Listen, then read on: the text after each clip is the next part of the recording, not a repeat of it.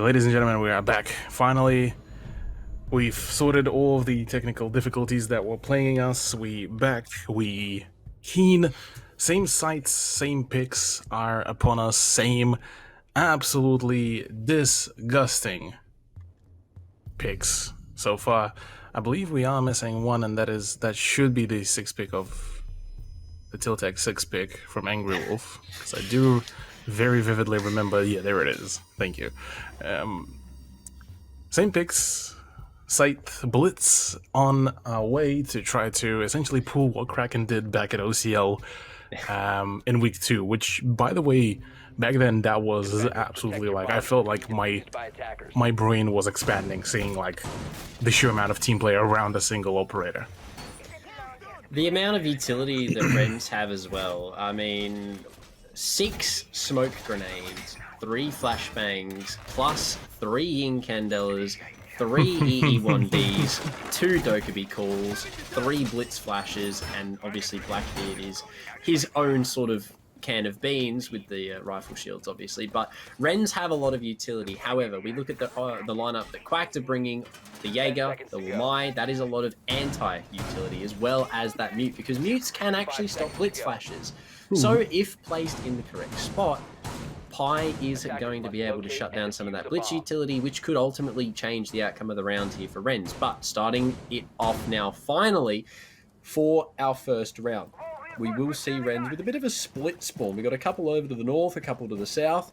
I believe we even see one off to the west as well, but they are all converging towards a similar location, which is going to be towards that front side of the map. We do see Blitz breaking into garage, will be spotted out now by Soy on the camera, so the jig is up. The information has been gained. However, we do see Qwacked on that sort of SSG style roam, and by SSG I mean obviously the extension with the hatches.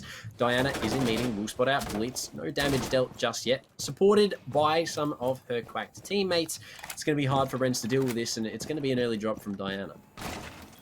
Indeed. Well, there is already some presence happening also on the windows into the kids' bedroom as well, so we are slowly seeing the convergence happen. Oddly enough, Angry Wolf is playing for a solo gameplay and might just run into Diana's trap if that could be the case. But right now, you look at this site, only 2 players currently on site, and an EE1D does pop, so we may just be seeing a very, very quick execution here. With the Angry Wolf upstairs now supported by Burner Bear, they do have positioning to move on into the site, and indeed they are. Angry Wolf is just going to walk on in. Okay. Interestingly, no Malusi on that door. Flashbangs will come out to Attic. She's going to be straight on in. Crips T's not looking. Soy, however, is going to find one. AJ will get through neck. Angry Wolf will find Crips T. So a frag both ways. Tagged up in the back, though. Angry Wolf is taking a lot of damage from the re-aggression up white stairs. Soy has done her deed, but Angry Wolf's actually going to spot her out. The flash to come out, but no, Diana's there for the cross. Will find Angry Wolf on the blitz. It's all up to Qatari and Sporky. Left to clutch out the 2v4. Here come the Candelas. There's the Jaeger to shut it down, and Soy finds the headshot. It's all up to Qatari. A 1v4 in this first round. Jaeger is close by. AJ with the shotgun in hand, looking to make a mess, and there it is. The shots are going to come out, and Qwacked are going to walk away with a pretty breezy round 1. Yeah, look, if I was Qatari, I would be spooked as well, getting swung by a very wild Jaeger with a shotgun. That would be something, really. But look, yeah, Qwacked doing absolutely clinical job there, shutting down pretty much any routes of a rush, and straight off the bat we see a rather much more conventional pick from Wrens. Spooky back on her zero shenanigans, who she had been actually pulling absolute demolitions with. Brunek on Thermite, Qatari on Nook. Well, Qatari can be sometimes a bit of an unusual one. Spooky actually 6 pick from 0 to Flores, so a little bit more of a, say, explosive info gathering. As well, something to note, Qwacked aren't running the mute for the downstairs. They're opting to bring that echo instead.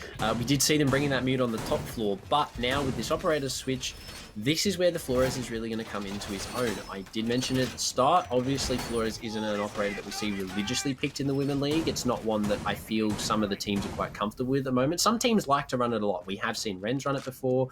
We have seen Qwacked run it a couple of times. We've seen a couple of the other teams run it as well, but it's not an operator that we see every round, 100% pick rate, like you said at the start.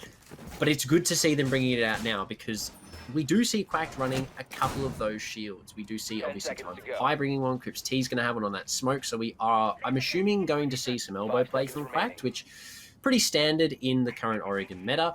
But with Flores obviously in play here for Wrens, it's going to be pretty easy for them to clear out this utility if they can do it right. Obviously, you can just shoot the drones, you can mozzie them, you can all sorts of things to shut them down directly, which arguably Qwacked are going to be looking to do straight off the bat.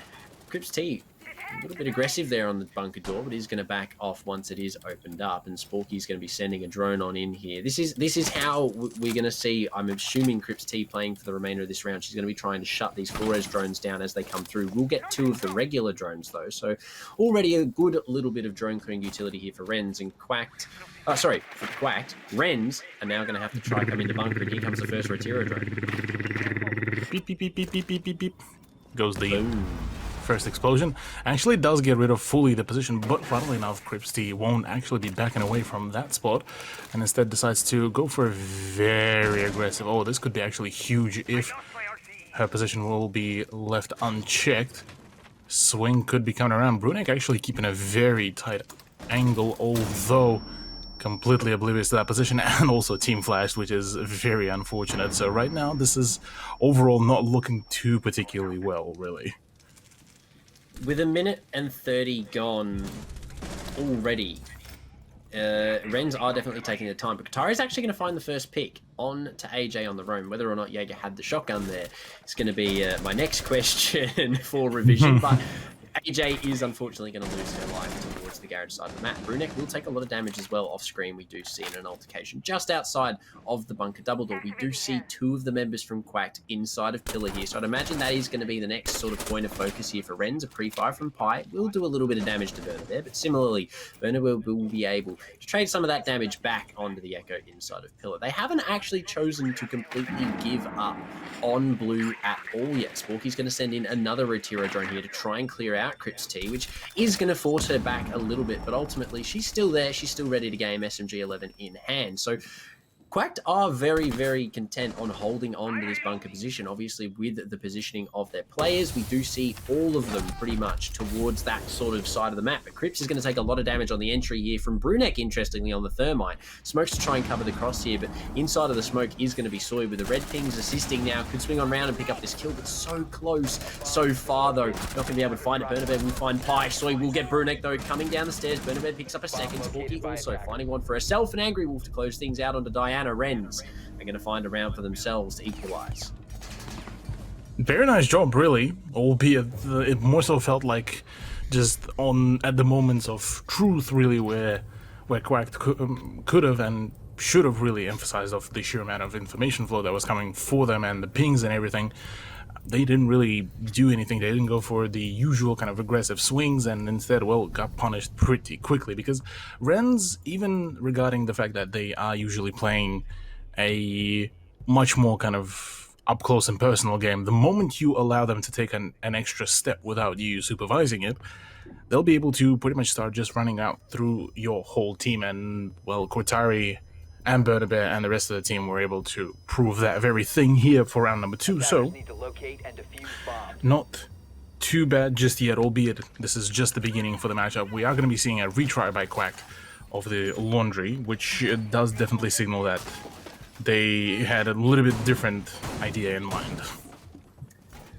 They are bringing the same operator on them, so we are going to see exactly the same, I'd imagine, setup from them. Possibly a very similar roam, a very similar elbow hold, maybe a little bit more utility towards that side of the map. Still no mute, though, which is interesting to see, especially with Flores now in play by Wrens, and it's been made very evident that they want to play that Flores. But Qwacked are going to be doing Qwacked things, and I imagine there is a reason that they're not bringing that mute. Possibly Echo is more important, we never know. Wrens might like getting the plant down, and Qwacked possibly know this. It could be all VOD review information. Again, you never know, ladies and gentlemen, it could all be part of the strategy. But they did unfortunately walk away with the loss that round, and Wrens did really, really well picking it apart. They played their time well. It took a little bit longer than sort of usual that we see Wrens taking. We usually see them a little bit more aggressive and a little bit more sort of on point coming down to those last few seconds, but they made it work really, really well. So I do have to take my hat off to it, because Qwacked ultimately had the positional advantage there. They had their crossfires set up. They had their shields. They even had smoke on the board to deny it for extended periods of time. But Wrens did really, really well getting in and shutting it down. And it is a real pivotal round for them to get, especially on attack on Oregon, because defending is obviously the favoured side. But coming into the third round here, it's going to be whether or not Wrens can walk away with the lead, or are Qwacked going to be able to find themselves their second. And AJ on top of Freezer, I'd imagine she's got the shotgun in her back pocket. Yeah, that will be my guess here as well, given the fact that so far the shotgun Jaeger has been a much more prominent kind of reoccurrence here in this matchup.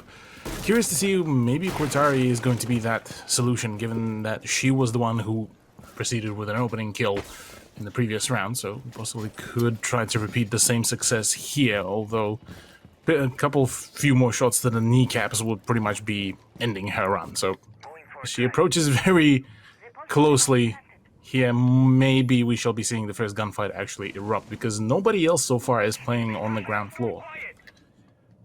Yeah, we only see sort of one or two sort of roamers possibly on the stairs close by. Burnabear, he's going to be opening that door with no drone to come through at all. AJ's going to lose. No, she's not. She's going to trade, thankfully, on to Burnabear. So a 1-for-1 here for both Qwacked and Wrens. But Sporky's going to find the Rotero kill onto Soy inside of the bomb site. There goes your Malusi. It's not your Echo, but it is going to be a C4 off the board, no longer to be used for the remainder of this round. Qwacked does have bottom. Freezer will spot at that shield and will be able to give a call to her teammates at the bottom of main, but Pie's going to be able to take down Angry Wolf. So keeping it even in a 3v3 now. They do have good utility set up for these crossfires here. Pie will spot Qwacked, but can't quite land the headshot at the moment. Will spot out Qwacked though. Diana will find her inside of Freezer. So now it's up to the bottom main players left. Only 2 of them versus 3. The shield will be cleared out. However, Brunek does have a good angle to deny this Freezer play here, with Diffuser in her hands as well. But with this Echo on the board, it's going to be hard for the Wrens to pull it off. Exactly. Well, Brunek still keeps on holding the angle quite faithfully, but the horrible timing really there for Sporky finds her demise. There's the death of Brunek, and just like that, Qwacked do score themselves yet another point. Very nice recovery, albeit the beginning did feel a little bit spooky, to say the very least. Especially with AJ missing that first shotgun shot. I did not think she actually got that kill. I genuinely thought that she unfortunately died there without the trade, but she managed to trade herself. That's how proper gamers do it. So congrats to AJ there. But I mean, it was a very shaky start there for Qwacked. They lost a couple of pivotal gunfights. They were down on the advantage, and then ultimately crossfires and positioning really did come in clutch for them there, ultimately netting them that second round that they need these rounds to win, and ultimately that is going to be what they are going to be pushing for in these rounds. That is the whole point at the end of the day. But Wrens are similarly going to be fighting for their chance. They will be bringing that BB back out of retirement. Qwacked is going to be jumping back on the Navy SEAL, but the rest of the lineup is pretty standard Oregon sort of looking takey operators. No Maverick though, which is interesting. We only see one hard breacher, which is going to be Brunek. I'm not too sure if there's any. No, there's no hard breach device. We do have 9 flashbangs on the board though, so a lot of flash utility for Wrens. It's almost like Ying's here, but she's only here in spirit. But only one hard breacher, which is interesting to see. But no direct wall denial really for Qwacked, other than the mute. But that is a lot easier to clear out than, say, a Cade or a Bandit. So Wrens, I don't imagine, are going to struggle with getting these walls open. It's just going to be whether or not they can manage their time to get both of them open. Yeah. I am curious, though, how will Diana use her impacts, because obviously she could be hanging around the walk-in closet, and obviously that is actually being prepped up for the impact trick. And if even a single bit of thermite, even if a single thermite charge is going to get denied, she will...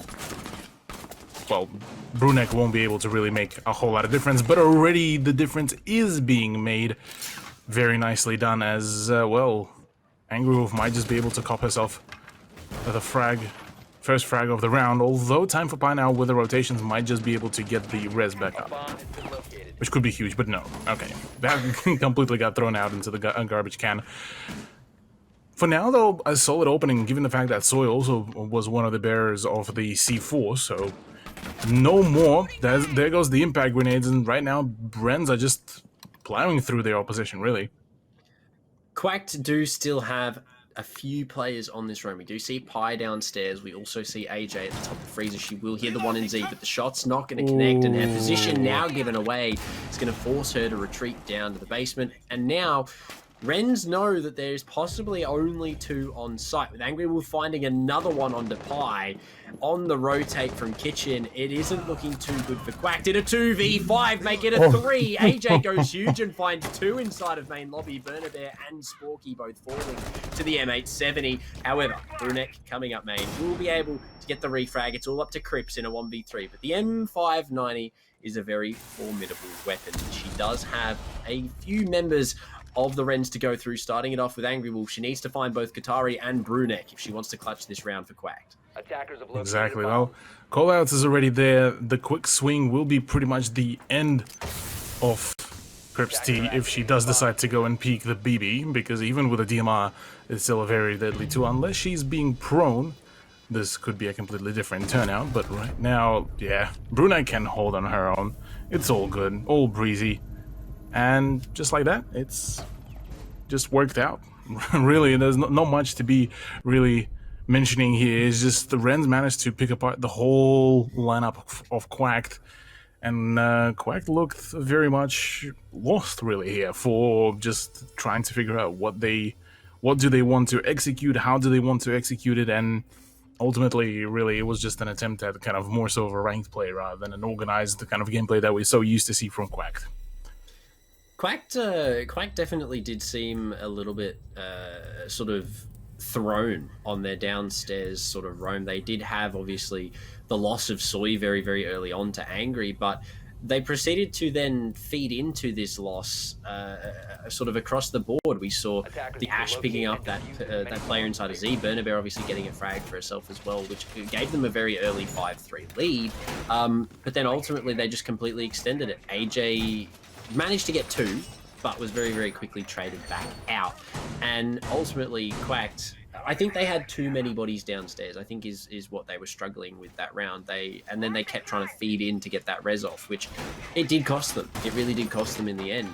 And Wrens have managed to equalize now, which is pretty big for the Wrens. Obviously, they are going to be quite happy with that turn of events. And especially on Oregon Attack. Starting on Oregon Attack, especially against a team like Qwacked, is going to be no easy feat. But the Wrens are making it look like they do definitely have a chance tonight to give Qwacked their first loss. We could see Qwacked take their first loss here. It's just going to depend how this split turns out. If it's 4-2 in favor of Wrens, Qwacked are definitely going to be in trouble. Oh yeah, 100%. I mean, even now they are showing a few very troubling signs for themselves, just missing out and just playing in a very disorganized manner. Whereas on the side of Wrens, they are very happy to oblige to punish the opposition as much as possible. Fun fact, really, Angry Wolf running the suppressed AK-74, which is usually considered a bit of a curious thing given the low rate of fire, a relatively low damage output, and the recoil to boot at all. So props to her for being able to still be able to frag out with that gun, albeit that the suppressor more and more now becoming quite prevalent due to some of the more relevant pro players using the attachment, and it does allow you to be a little bit more sneaky and kind of introduce a little bit more of a panic to the opposition whenever you do start shooting at them, because obviously you don't get the whole danger notification as to where you're taking the damage from. Yeah, with no white traces, obviously it's going to be beneficial for whoever is taking the gunfire. Oh, Sporky creeping up on the lurking Diana. Take it down. Some good. Can I just say right now, Wrens tonight have had such a phenomenal drone game already. We saw the drones previous round picking up that early frag for them in bins. They've had drones downstairs this time to sort of confirm that Diana's position was roaming. We've got drones again to confirm that AJ's close here on the wall. However, the pre-fire from Sporky's going to pay off, and she's going to take down AJ. The shotgun not proving to be good in close quarters. Brunek will do some damage to Crips as well. And with one person off site, Wrens do have the ability to just collapse here, but it's going to be Soy and Crips trying to hold on to the remainder of this bomb site. They do have one on the lurk, though. Pi could still go huge from downstairs. It's just going to be whether or not she can actually make it back to the bomb site before the damage is dealt by the Wrens. They are playing for main wall. They are going to be trying to get this bomb down, but with a smoke on the board and possibly a C4 or 2 even in the hands of both Soy and Time for Pi, Brunek's going to find Soy, though, so make that one C4. It's going to be hard for Qwacked to pull this off. Indeed, with Qwacked now also making a rotation, she should be able to spot. No, she doesn't. Does, though, call out that the rotation is happening, but right now it doesn't bother. It's a full collapse right now. Kripsty is the sole survivor here. Brunek is going to get that bomb down, traded out, though, by Angry straight away. The bomb has gone down. Pi is going to have to clutch a 1-2. Will spot out the Ash. A little bit of damage dealt and some lag possibly there, but it doesn't matter. Burner Bear is going to find that frag, and the Wrens are going to walk away with the lead here, 3-2 in their favor. There we go, just like that. Look, we were talking about the predictions before, prior to the broadcast, and quite a fair few of us, including the dear friends at the second stream, were kind of saying that, yeah, Qwacked are kind of the favorites in this matchup. Obviously, for Wrens, they had a few very kind of slow start matches, and which did result in their ultimate loss. This time, this doesn't look like it, really. Wrens are just playing on a whole new level, whereas Qwacked, maybe it's just not their day today, which is quite unfortunate to witness, really, here. Mental's a huge part of this game, and it can completely alter how teams play. And maybe tonight Qwacked just aren't in that mental headspace for competitive games. Maybe, you know, something happened behind the scenes that we necessarily don't know about. But Qwacked are definitely looking like they're in a little bit of struggle street sort of syndrome right now. They're not playing as calm and collected as we usually see. Their calculated aggression isn't paying off that we usually see them pull out of nowhere. There's so much that's going wrong for Qwacked right now that is ultimately just going right for Wrens. And if you're a Wrens fan, obviously that's what you want to be seeing. And hats off to Wrens. If Wrens win this, I'll be as happy as I would be if Qwacked win it. Both of these teams deserve a victory tonight, but ultimately only one can walk away with the victory. And the way Wrens are playing right now, Qwacked should definitely be very, very scared. Statistically speaking, they have a 100% win rate. They are ultimately going to be, statistically on paper, the favourites to win, but Wrens are definitely looking to make that not the case anymore. Yeah, 100%. And you look at how they play. Obviously, me and Billy and yourself as well, we've all kind of roasted Wrens a few times for playing more so like a bit of a ranked stack sometimes, like doing some absolutely just flat out silly stuff, some very odd strats. And then you have also Wrens that shows that they've been scrimming, they've been practicing, they've been putting in the time to even just get their coordination down pat. And it shows so well. Like, it genuinely feels like a really well-oiled machine that we're seeing them execute. And against some of the other teams, look, maybe this is just like, this is the team that everyone are actually afraid of. I already said it at the start or previously, but the droning from Wrens has changed completely. Their fluidity throughout the map, their presence of player, their crossfires, their everything looks like it has drastically improved coming into tonight, and that is where the scrims and stuff are going to be paying off. As you said, people practice. People obviously go off and train, but it looks like Wrens have been putting in a little bit more work than maybe Qwacked have. Obviously being the best team, maybe they got a little bit slack this week. Maybe that's the issue that we're seeing from Qwacked right now. But whatever it is going on, Wrens are in the lead, and they are looking to further that lead with possibly their 4th round here. Obviously only a minute left. They are going to have to do some of that amazing drone work to find the remaining members of Qwacked. We've also seen Qwacked forced down in the bottom floor for more of a bunker style hole, but Diana's going to start things off with a pick on the Burner Bear on the back stairs, trying to clear out the Malusi gadget. Ultimately, she will get it, but no frags in return. And Wrens are going to be left in a 4v5 here with 50 seconds left. Still not too much site utility cleared, and the bomb not on the floor. Exactly. Old Brunek spots the dome piece of the Jaeger, tries to connect a few shots, but nothing ultimately of that, which is going to be a bit of an issue. Quite a stacked push towards the main stairs. There is still some pressure coming out from Angry Wolves to try to maybe make some room, but right now it's all falling apart, been read into, and slowly bit by bit, frag by frag, this is being picked apart. Soy pitches in onto the whole dilemma. Angry Wolf now barely in any HP, and Qwacked needs to assist here. With finding those 2 kills, ultimately, there you go. They're going to cement themselves not only a flawless round, but a round on the board to equalize 3-3 on the split. Not the worst start that they could be hoping for, but ultimately it's like nothing's ever happened, and we're just going to see a switch up on the round. Well, the operators obviously attack and defense now is going to be flipped. But this is where Wrens could walk away with it. Obviously, defense on Oregon, albeit can be hard sometimes, is going to be the easier side. But there is a big but here. Qwacked have very, very good attacks on Oregon. I've seen their attacks. They're very, very precise. They're very, very surgical, and they get the job done very, very well. And Wrens, if they can continue the way they have been playing, could hold off the onslaught. We do see that Maverick being bought by Crips. We also see the secondary hard breach from Diana. So already, in terms of hard breach utility, and even just utility in general, we have nades mixed with flashbangs, mixed with soft breach, mixed with concussion. We already have a bit of a better mixture of utility that we saw coming from Wrens. But ultimately, even with only 1 hard breacher and only, you know, et cetera, from Wrens, they've still managed to pull a 3-3 half off starting on attack. So that is something that you really do have to take into consideration when you're analyzing this, because for Qwacked, that's not a very good start. And hopefully they can switch it around here, because Wrens are going to walk away with it with the momentum that they've got if Qwacked aren't careful.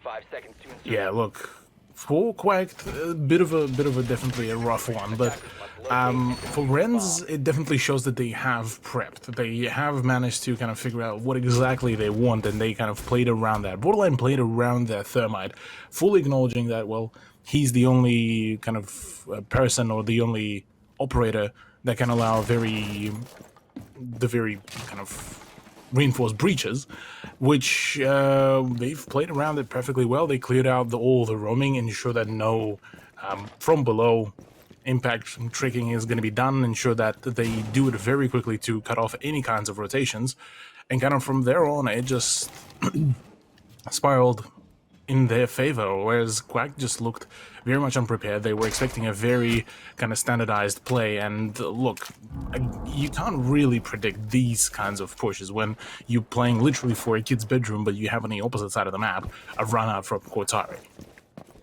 The fact that Qwacked is playing this aggression is just hyper aggression, even is what we should refer to it as, is just going to be throwing such big spanners in the works for the Qwacked girls, because they're going to have to ultimately address this issue. You know, we have to go clear this Roma, but there we go. Sporky on the swing. Soy not expecting to, with the awesome legendary Vigil skin, by the way, that has just come out the Battle Pass. Is going to be able to find that first kill. And that is your soft breach, well, one of your soft breaches, taken down really, really early. And Wrens have found themselves a really good pick here going into the middle sort of portion of this round, especially getting that sledge. That's also 2 nades off the board. Given the 4 that Qwacked had, it's not a big loss, but we do still see some lost utility for Qwacked here. With only a minute left, Sledge now gone, Qwacked is going to be able to return back to the bomb site unless she wants to continue roaming, which is probably a good idea, to be honest, for Wrens. They need that presence. She has a C4. No, she doesn't have a C4 anymore. She did have a C4 for now. You pre-placed it. Has already been, yeah. Pre-placed. It's a pre-placed right on the wooden part. Oh no, that's going to be big if it manages to go off. There you go. Wrens already thinking outside the box, trying to dismantle Qwacked in any way possible, and it's working out for them right now. Yeah, look, for now, Qwacked looked absolutely lost for what do they want to do, how they want to do it. They do make a very quick rotation and actually find an opening to equalize the round count, right? Or rather, the player count. Right now, but still, with only less than 30 seconds remain, now the push finally happens, and well, now is the fall possible of the defense of Wrens might be starting here.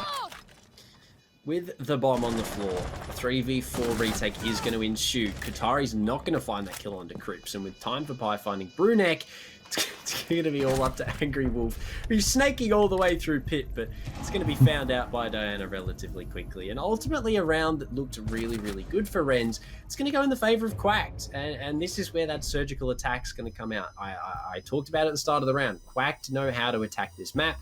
They know how to attack it well. And Exhibit A, they lose the first pick.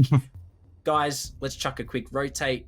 180, bam, U-turn, and bang. Bombs on the floor, walls opened, post plant, all the picks, thanks for coming, round.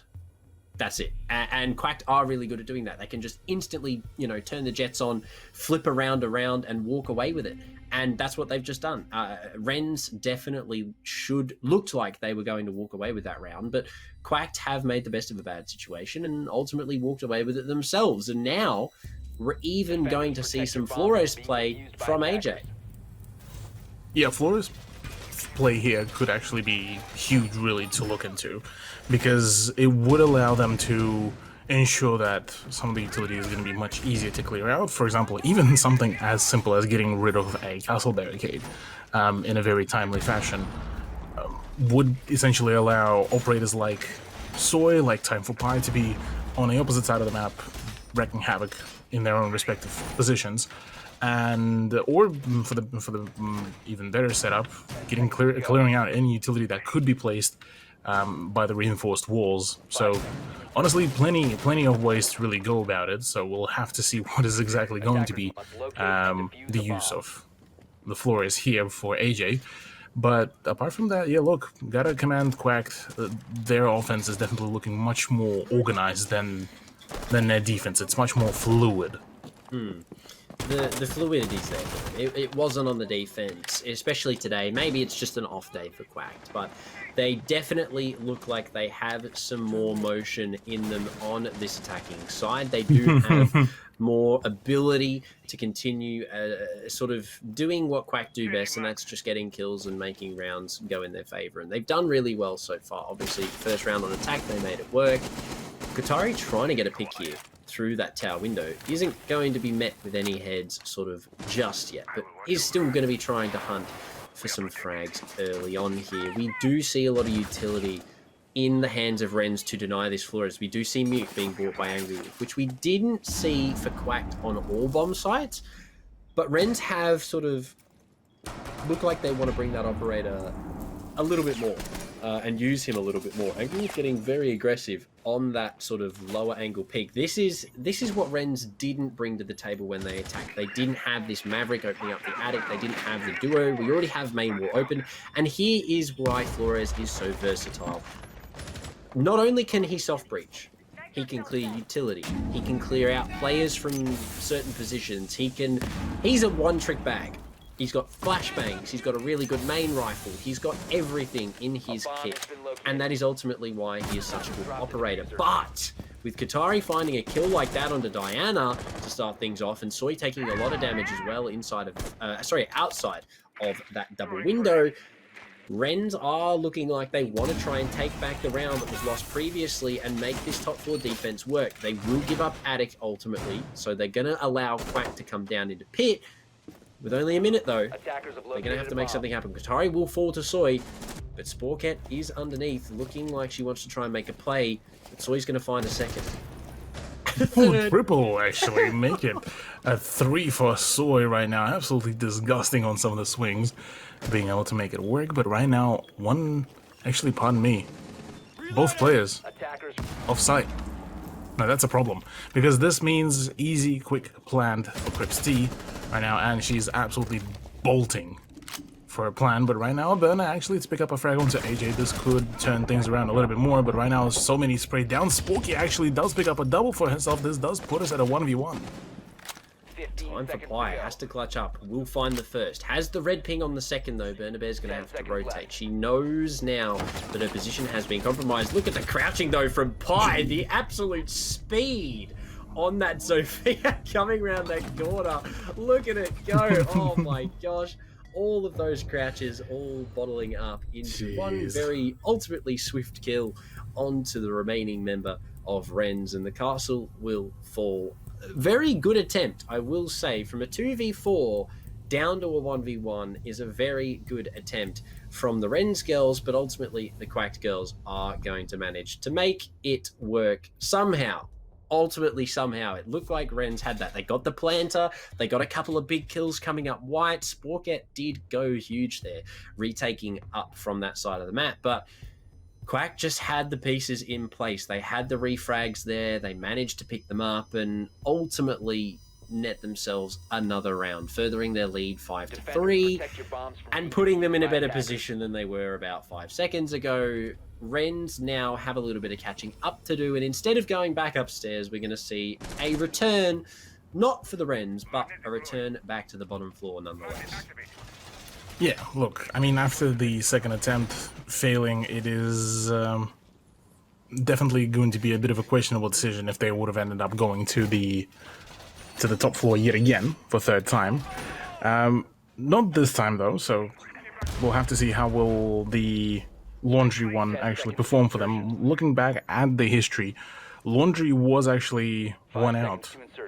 I believe... Oh no, wait, Laundry wasn't yet played. This is going to be the first time Laundry for the defense of Wrens. Pardon me, I'm getting a little bit of a dumb brain here.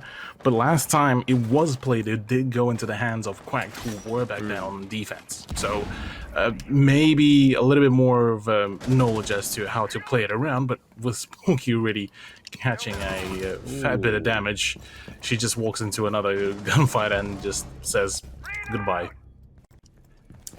But Qwacked off screen is going to find Soy again, being the opening, well, not the opening, the second opening frag for the defenders. Qwacked will be droned out. It's interesting that we see Qwacked on a roam with the smoke, which isn't usually what you'd expect to see from that denial character. A little bit of damage dealt as well, but will manage to find her way into the walk-in closet. It's going to be whether or not Qwacked can now drone her out, use their utility efficiently to catch her in this position.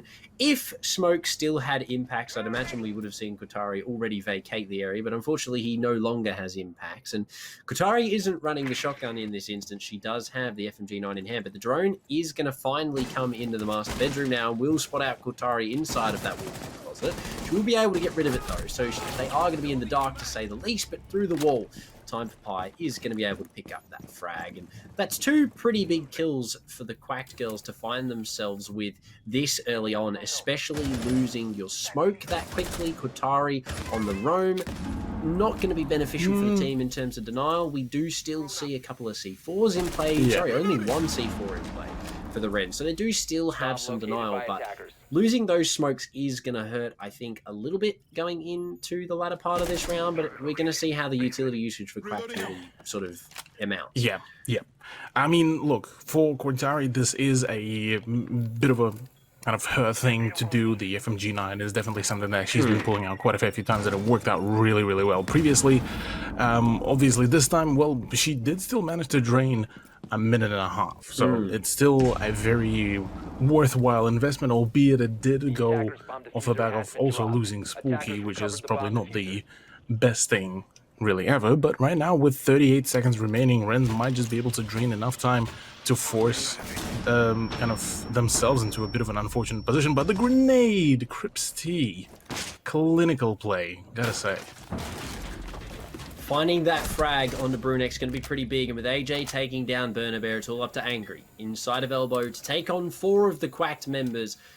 For the rest of this round, she's going to have to make the best of a bad situation. We'll spot out the first, but Diana is going to be able to shut her down relatively quickly, and Qwacked are going to make their way onto match point pretty quickly in their attacking half here on Oregon, albeit Wrens have put up a valiant effort, but right now Qwacked have found their stride and are definitely making leaps and bounds towards the finish line.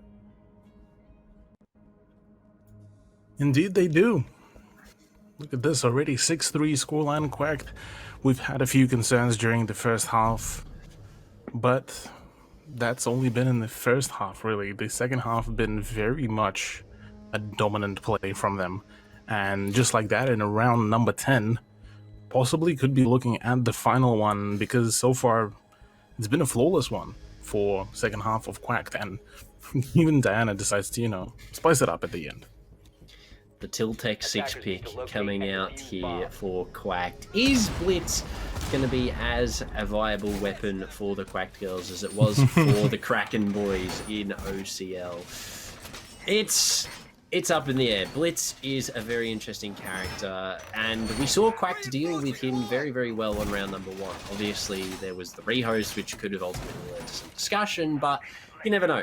Maybe Qwacked were just ready for that Blitz pick. Diana is going to be showing us what she's got with Blitz in her hands. However, we do see Wrens bringing both a Legion, a Frost, and a Kapkan.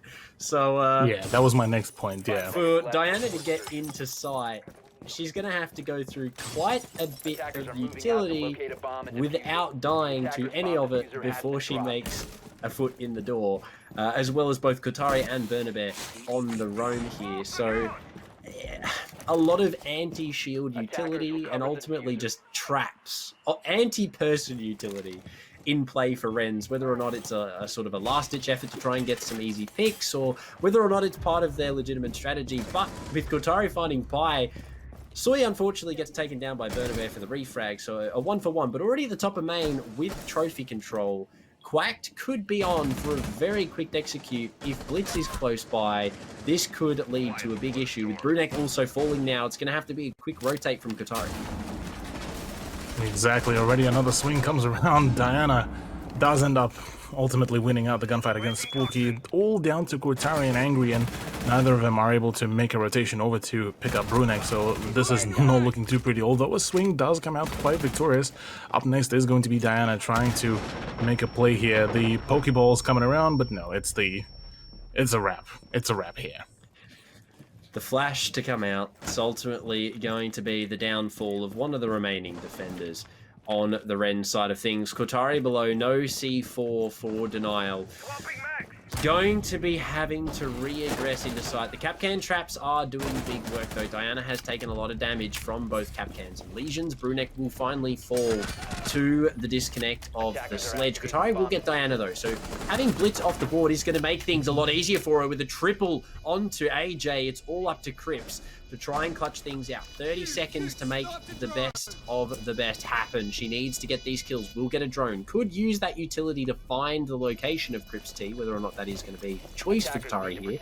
Instead, she looks like she just is going to try and get aggressive onto the Maverick. She knows that there has to be a player inside of Master, and she is going to swing on round, but no frag in the hands of Kotari. A valiant effort, to say the least. She does find 2 in the situation presented, but Qwacked are going to find their footing and walk away with a big 7-3 in the second half.